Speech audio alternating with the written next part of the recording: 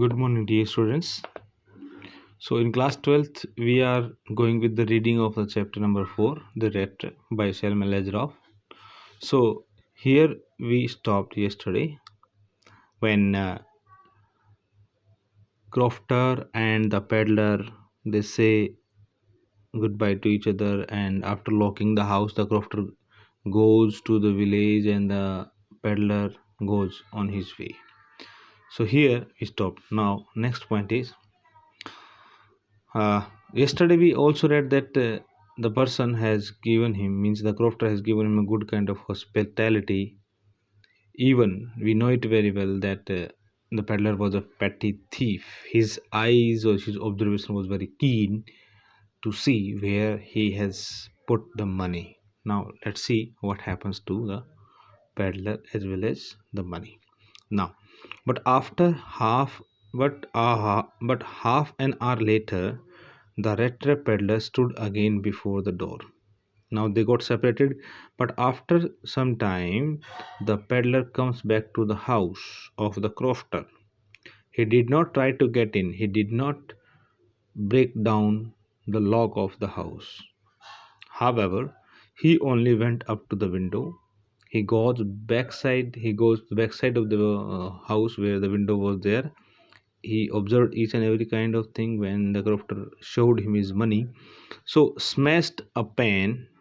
So he broke down the glass, stuck in his hand, and got hold of the pouch. He put his hand in the leather pouch with the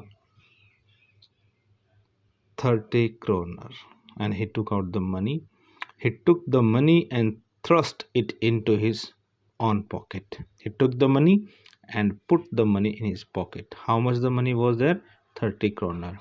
Then he hung the leather pouch very carefully. He hung the leather pouch very carefully so that the crofter would not be able to see any changes taken place in the bag or pouch.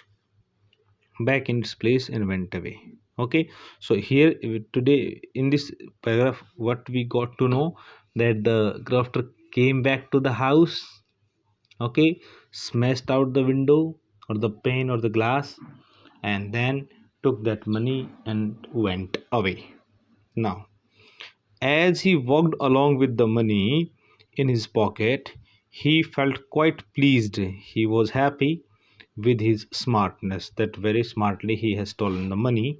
He realized, of course, that at first he dared not continue on the public highway. So, what he was thinking? He was thinking that I should not carry on my walking on this highway. Any person can doubt him or he would be caught. Then, but must turn off the road. So, he thought to skip that highway into the woods, and he went into the woods. During the first hours, this caused him no difficulty because he was happy keeping the money in his pocket. So, in the beginning of his journey to the woods, he was feeling happy, there was no difficulty for him.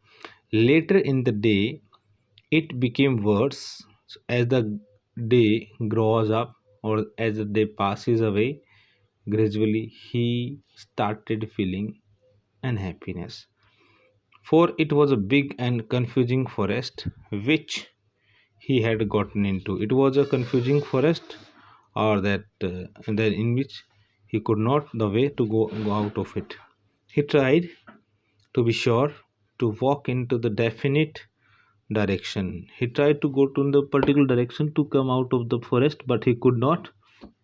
Now see, but the path twisted back. This one, the twisted back and forth so strangely. He walked and walked without coming to the end of the wood. So he kept on walking, but he could not get any way to out of the forest. And finally he realized. Then he felt a sense of realization that he had only been walking around in the same part of the forest. Then he realized that all the ways that he was using during his uh, journey to the forest, he could not get out of it because all the way they came to the same direction or same point in the forest. All at once he recalled. Then he reminded something. What his thought? What was his thoughts? In the beginning, we get to know, dear children, that when he was plodding beside the road, he stuck with an idea. And what was the idea? The idea was that the whole world is nothing but a big rat trap. So that idea came in his mind about the world and the rat trap. Now his own turn had come. Then he applies this particular definition given by himself on him only, and then he came to know that it is his turn, that he has got into that rat trap. He had let himself be fooled. Be fooled means he was the point of making befool himself by a bait. What was the bait? As I told you yesterday, it was attraction, and that was money, 30 kroner for the crofter, and had been caught. Now it is his turn, and he is into the trap. The whole forest, with its trunk and branches, its thickets and fallen logs, closed in upon him like an impenetrable prison. See, dear children, this is a forest, but the red trap seller, means the peddler, has defined this forest as an impenetrable prison that cannot be crossed away, from which he could never escape. So this forest has turned into a prison for the red trap, because whatever he defined earlier, now it is his turn to apply on himself all these definitions. Now, it was late in December, means chilly winter. Darkness was already descending over the forest. Now it was evening time. Throughout the day, he kept on moving in the same part of the forest, but he could not get any way out of that. This increased the danger and increased also his gloomy sadness and despair. Okay, fine, both are the same. So, as the evening grows up, his disappointment increases. Finally, he saw no way out and he sank down on the ground. Finally, he could not get any way, so he sat on the ground. He surrenders himself to the situation. Tired to death. Tired to death means he surrenders himself to the situation without doing any effort. Finally, thinking that his last moment had come, he thought that his end is so near. But just as he laid his head on the ground, as he put his head on the ground, on the surface of the earth, he heard a sound. Then he heard something. What? A hard, regular thumping. A hard, regular thumping, like hammer.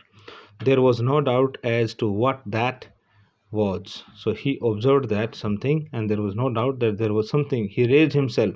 He stood up. Those are the hammer strokes from an iron mill. Then he guessed that the thumping of something is very similar to hammer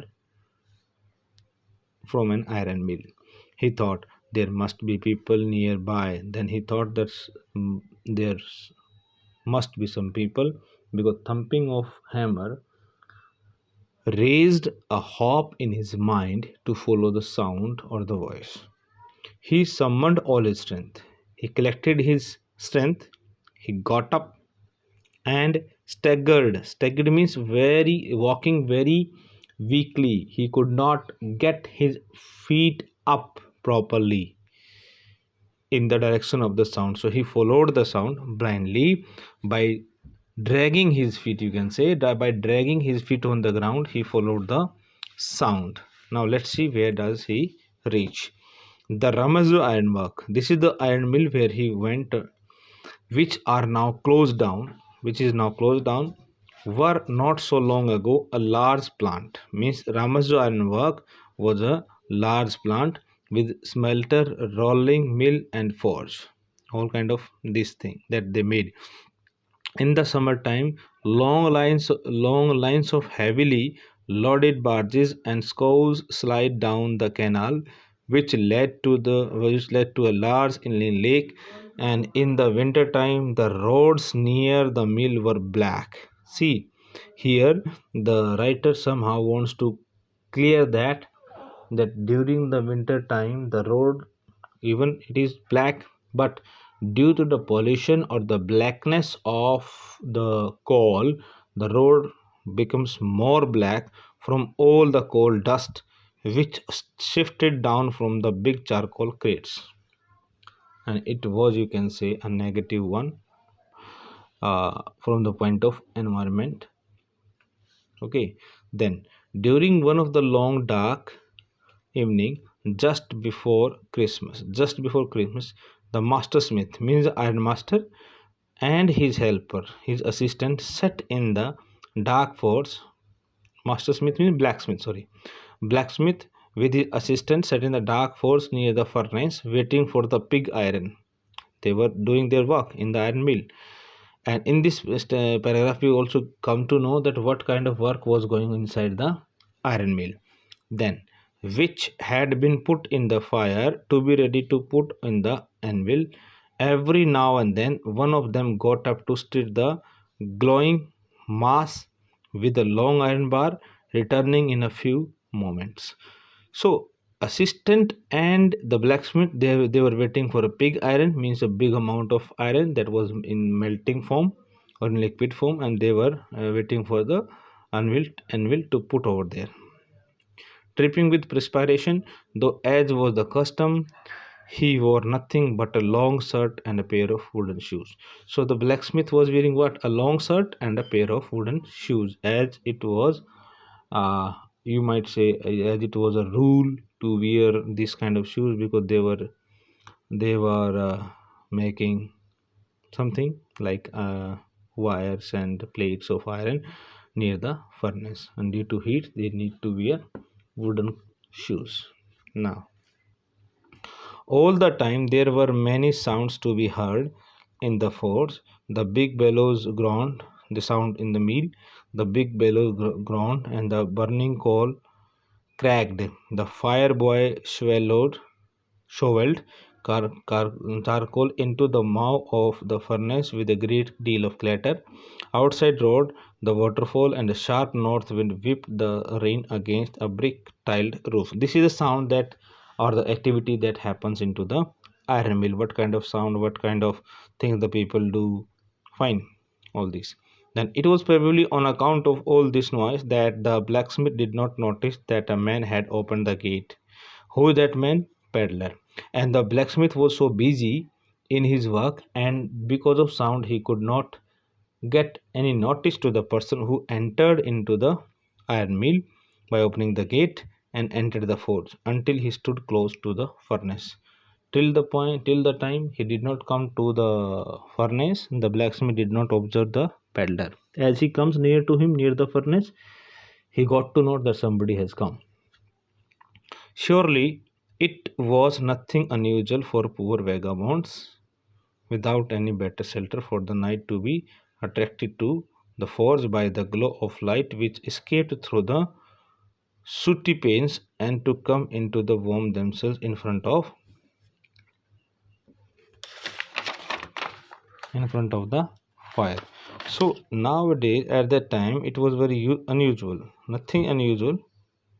Okay, it was usual, like you can say, vagabonds like peddlers, they come to that iron mill to stand near the furnace to warmth their body. Okay, it was not unusual. Fine. Then the blacksmith glanced very casually and indifferently at the intruder. Who is that intruder? Peddler. Who was the peddler? Vagabond. And who was the vagabond? Stranger. So as I told you yesterday also, that in this chapter we have different names of the peddler, like intruder, stranger, peddler, vagabond, red tape seller. Okay. Then he looked the way people of his type usually did. So the blacksmith observed him with a long beard. The peddler was having long beard, dirty look, ragged, means torn clothes, and with a bunch of red traps dangling on his chest. Means a bunch of red traps. Some red traps were there, like 4 or 5 or 10, dangling, hanging on his chest. Fine. He asked permission to stay. The peddler asked for permission, and the master blacksmith nodded a haughty consent. Consent means permission, without honoring him with a single word. So, without honoring him, without welcoming him, he permitted him with his body language. The tramp did not say anything. Who is a tramp? Tramp means intruder. Who is intruder? Stranger, peddler, vagabond, Rattrap seller. The tramp did not say anything either. He had not come there to talk. What was his basic aim to come to the Ramasayanva? To feel good in this winter season. So he did not come here for talking or to talk, but only to warm himself and sleep. He want to pass that night. He want to give comfort to his body. Fine. So this is over for today. The next part we will read in next video. Okay. Goodbye, children.